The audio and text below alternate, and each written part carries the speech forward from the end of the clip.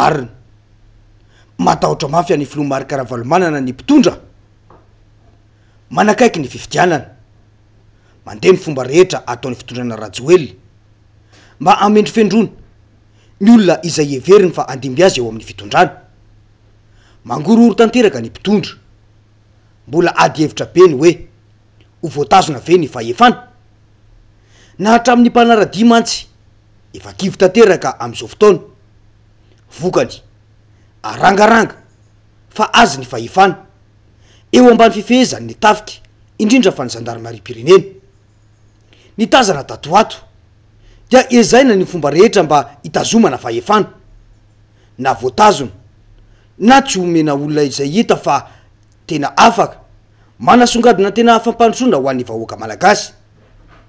Dia mipetraka ny fanontaniana hoe fa tena fitiavan-tanindrazana ve no mipaiko sa fitiavan-tena politika mba hihinanana ka na ho lafo avokoa aza ny zanaka malagasy dia tsy rarahin'ny mpitondra. Ny tsapa manko dia miazakazaka ny toedra rasy ny paikady politika amin'ny endriny maro. Efa mandeha ny tetika samihafa hoentina mandresy izay mety ho mpifanandrina amin'ny mpitondra ankehitriny. Indrindra fa ny filohan'ny antoko politika izay hita fa matanjaka sy maharesy ary mahatosika ny mpitondra ankehitriny dia ny filoha Marc Ravalomanana. Hitantsika tsara ny zavanisy teny Faravohitra ny Omaly Alahady fa 7 ny volana febroariny. Nirafitra indray ny mpitandron'ny filaminana teny amin'ny trano fonenany ity filohan'ny antoko tima ity. Ny tena malasa saina dia ny hoe nambaran'izy ireo fa patrouille tahaky ny mahazatra no ataon'izy ireo. Dia mipetraka ny fanontaniana hoe mahafantatra ny atao hoe piquet sy ny patrouille ve ireto zandary ireto satratra amin'ny marina ka miteniteny foana. Ary ny tena mahagaga rehefa misy ny zavatra tahaka izao dia ny zandary an-trano no fitaovana ampiasain'ny mpitondra. Izao fijorojoroana ambavadin'olona tahaka izao very zandary no hanaovanareo fianianana sy ivoahanareo ny trano ka nanaovanareo fanekena. Na dia endrika tsy fahalalam-pomba aza ny zavanisy dia nanaja an-trano ny antoko tima satria samy malagasy no monina eto amin'ity Madagasikara ity.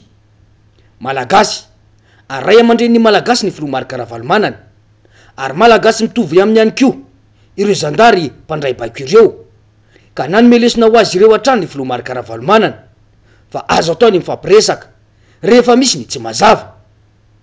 Ny solombavambahoaka avy tamin'ny antoko tima ny kolonely Emile Rambosalama izay mazava ho azy fa mahalala tsara ny fombafomba ho an'ny tafika sy ny fitandrona filaminana no isan'ny delegation iraka avy amin'ny filoha Marc Ravalomanana iresaka tamin'ny reto zandary reto. Toy izao ny fampiresahana tamin'izany. Anatina cadrana patrouille fotsiny zay io ka patrouille journalière ohatry patrouille habituelle ihany io. Fa patrouille zany mission dynamique zany patrouille zany statique fa tsy dynamique. Safady miodina efa iodina mihitsy zay io misy lera. Patrouille zany tsy mipetraka amin'ny toerana anankiray fa mandeha. De mission dynamique en patrouille fa tsy mission statique. Iodina mihitsy zay io fa misy lera. Tsy ny antony hoe président Ravalomanana izy fa ao anaty cadrana patrouille habituelle zay io tompoko. Raha ohatra hoe ka personne assigné résidence fixe le olona zay zavatra hafa fa le olona tsy manintsy mihitsy dia asianareo mijanona eto ela be eto. Ary raha ohatra indray nareo hoe miambina azy indray a tokony mba ho fantatry ny any mahazo arivo izy hoe misy andefa oloatra an'izao zay miambina ny président Marc Ravalomanana. Mazava izany mbola hialokalofana amin'ny fomba tsy mendrika ihany ny asa sy ny andraikitra mahampitandro filaminana. Raha izao fomba fihetsika izao dia ny zandary ihany no mamono asiny ny mahazandary azy ireo. Firifiry ireo toerana ahenona fanendana sy tomahery eto an-drenivohitra. Maninona no tsy amin'ireny toerana ireny no anaovana patrouille habituelle lazain'io fa tsy amin'ny toerana milamina sy misy mpiambina ery. Dia hoy hatrany ny fanazavana hoe tsy liny teny ankoana teo tsy resaka zay mihitsy ilay izy fa hoe anaty cadrana patrouille ohatry ny isan'andro zay io hoe maty any ambany any any ambany any miodina foana zay isan'andro fa tsy hoe eto ihany akory. Azonao le izy magaga ihany le izy magaga fa ny andro androany isan'izay patrouille habituelle zay nefa habituelle zany efa fanao isan'andro. Fandresen-dahatra re izany asesika mafy ny mba ilazana fa patrouille habituelle.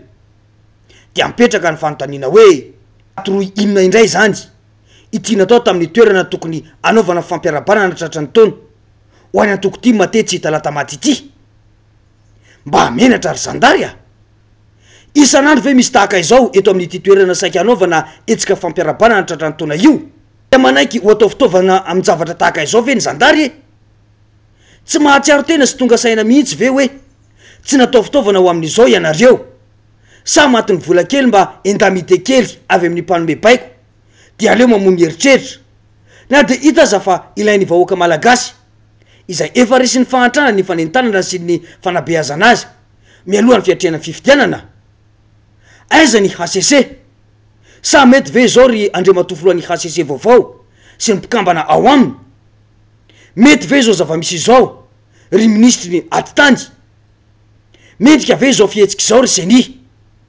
volana vitsy tsy roson'ny vahoaka amin'ny latsapato raha mitaky ny fanafoanana ny HCC sy ny seny ny fanoherana sy ny antoko politika maro fa na ny lalana amin'ny feny antoko aza hitsain'ny mpitondra mitazapotsiny anareo seny sy ny HCC izany ve de hoe anao fifidianana madio eto ianareo ho an'ny mpitondra kosa izay maniraka ireo zandary iny amono heritreritra amina asa tsy sahaza azy tahaka izao dia mipetraka ny fanontaniana hoe inona no mahasamy hafa izao fihetsika ataonareo izao sy ny raharaha Apollo 21 izao fihetsika izao mihitsy no tena manozongozona ny fiandrianam-pirenena satria ka sainareo hovonoiny ao anatin'ny tsy fahalalany tena zava-misy ny vahoaka malagasy tsy vita nefa nopotehinareo ny fiainam-bahoaka ny taona 2024 dia izao mbola tianareo ambakaina ihany hatramin'izao ary tsy ambakaina fa kasaina hovonoina amin'ny tsy fahalalany mihitsy ho an'ny mpitandro ny filaminana iaro ny vahoaka sy ny fananany no fianianana izay nataonareo fa tsy aro sezan'ny mpitondra akory na andripaka vahoaka vokatry ny fitiavam-bola na baiko aza rehefa tsy mifanaraka amin'ny asa tokony olavina tokony ahayakalesona ny rehetra fa tsy vitany entamité sy fizarana vary masaka na vary iraikilao androany fotsiny ny fiainan'ireo taranaka afara mandibitsika ireo ka tokony iova famindra aijery lavitra petsaka ny toerana mitaraina noho ny tsy fandriam-pahalemana izay tokony iasanareo fa tsy toerana milamina amin'ny andro alahady no itorevoana andaniana fotoana sy andozana vady aman-janaka amin'ny andro tokony ialana sasatra ho an'ny ministerany atitandy mandalo ny fahefany demokrasia ny fifidianana noho izany tokony alalaka araky ny lalàna ny firotsahana ny fampelezan-kevitra mialoha na tena fampelezan-kevitra mila mahatanteraka ny andraikiny amin'ny fanabeazana ny olo-pirenena ny antoko politika rehetra tsy ankanavaka fa tsy hoe ny filoam-pirenena manao fampelezan-kevitra sady amin'ny alalany fahefam-panjakana tsy manilina fa rehefa ny mpanohitra dia vorondolo sa ve tsy zakany vavonareo mpanonga-panjakana tamin'izany fa tonga saina ny vahoaka malagasy amin'izao fa ny filoha mary karavalmanana no tena izy fa tsy ilainy hoe veriny ho solution ka naina mitaka azy tamin'ny lainga tsara lahatra hatramin'izay ka hatramin'izao ataovy madio ny lalao ataovy mazava ny fitsipika ampanjakao ny demokrasia dia ho iteo izay tena mambahoaka marina fa aza ampiasaina herim-pamoretana raha tena mambahoaka marina ny mpanongana tamin'izany efa nanapirofo io ny vahoaka ny toliara tamin'ny fahatongavany filoha mary karavalmanana tany an-toerana efa nampiseho izany ihany ko ny teo alasoro ary faranteo ny teo talatamatiny dia intimidation tahaka ireny ve ry mpitondra sy ry zandary no vaolana anakananareo safidim-bahoaka mangetaeta anangana firenena vanina fa ahoana mariny